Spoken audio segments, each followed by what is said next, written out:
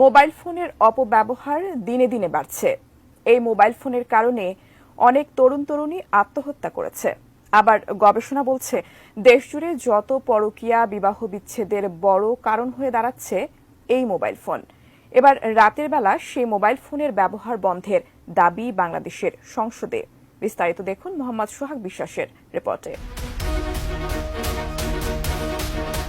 পত্রিকার পাতা খুললেই চোখে পড়ে প্রেম, বিচ্ছেদ, প্রতারণা আর পরক্রিয়ার খবর।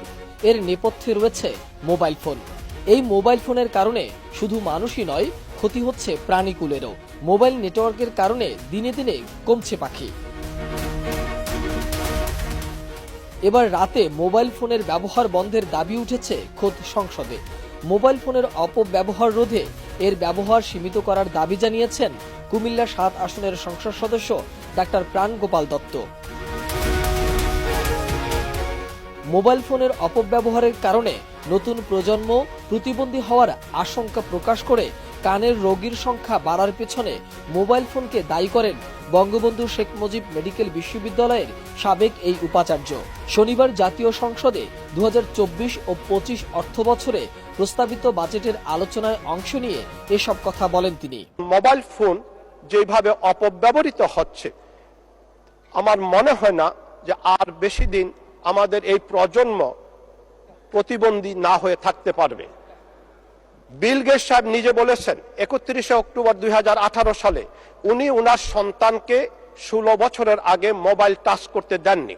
প্রাণগোপাল বলেন, কোনো একটা অ্যাপস তৈরি করে রাত ১০টা থেকে ভোর ৬টা পর্যন্ত প্রত্যন্ত গ্রামীণ অঞ্চলে মোবাইল নেটওয়ার্ক নিষ্ক্রিয় করা যায় কিনা, অথবা সেই মোবাইল টাওয়ার যাতে ফ্রিল্যান্সিং এর মাধ্যমে বিদেশি মুদ্রা অর্জনে বিকল্প পথ ছাড়া অন্যান্য ক্ষেত্রে ব্যবহার না করা হয়, সেক্ষেত্রে আমাদের করণীয় কি রয়েছে।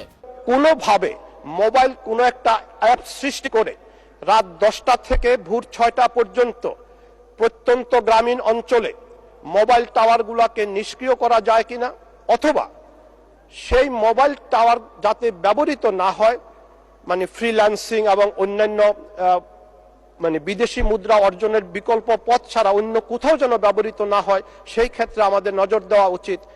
না হয় আমার রোগীর সংখ্যা যেভাবে বেড়ে যাচ্ছে, 10 বছর থেকে শুরু করে সবার একটাই কথা, কানে শুশু করে ভুবু করে কানে শুনি না, লেখাপড়ায় মন দিতে পারি না, তাহলে আমরা কোথায় চলে যাচ্ছি।